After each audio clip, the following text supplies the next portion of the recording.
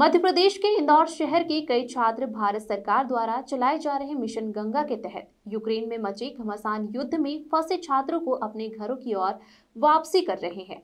इसी के तहत कैबिनेट मंत्री तुलसी सिलावट द्वारा राव में छात्रों से मुलाकात कर उनके अध्ययन से जुड़ी समस्याओं को लेकर भी केंद्र सरकार से बातचीत करने का आश्वासन दिया है।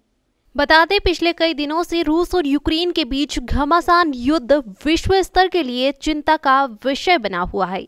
इसी के तहत यूक्रेन में भारत से अध्ययन करने गए कई छात्रों को भारत सरकार द्वारा मिशन गंगा के तहत अन्य देशों की बॉर्डर के माध्यम से भारत लाया जा रहा है। इसके लिए केंद्र सरकार द्वारा पूरी जिम्मेदारी 4 केंद्रीय मंत्रियों सहित कई आला अधिकारियों को दी गई है। अभी तक सैकड़ों छात्रों को भारत लाया जा चुका है। इसी कड़ी में इंदौर में आई 2 छात्राओं से मुलाकात करने के लिए कैबिनेट मंत्री तुलसी सिलावट द्वारा मीडिया से चर्चा कर बताया गया कि भारत सरकार छात्रों को सुरक्षित लाने के लिए कटिबद्ध है। तो वहीं कुछ छात्रों द्वारा अध्ययन को लेकर भी चिंता व्यक्त की गई है, जो कि उनके 3 से 4 साल की कोर्स हैं। अब उन्हें भी पूरा करने के लिए सरकार से बातचीत कर इसका हल निकाला जाएगा, ताकि इन छात्रों को भविष्य उज्जवल बना रहे और वह अपना अध्ययन पूरा कर सके। एक देश का नेतृत्व केंद्रीय मंत्री ज्योतिरादित्य सिंधिया जी ने किया और 3 देशों का अलग अलग 4 मंत्री भारत सरकार की ओर से गए थे और निरंतर इंदौर और भोपाल के सैकड़ों विद्यार्थी वहाँ यूक्रेन में थे।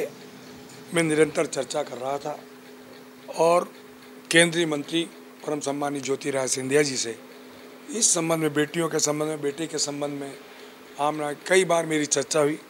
उन्होंने कहा कि हमारे राष्ट्र के प्रधानमंत्री जी भी चिंतित हैं, सारे बेटे और बेटियों को हम अपने देश में सुरक्षित लाएंगे, ये जिम्मेदारी भारत सरकार की है।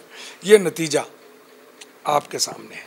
दोनों बेटियों से वहाँ पर सिंधिया जी ने खुद ने मुलाकात की, मैंने सिंधिया जी से बात की थी, मेरी इस बेटी से बात की थी, हमारे डॉक्टर जी से बात की थी और उन्हें आश्वस्त किया था बेटी भी सुरक्षित आएगी।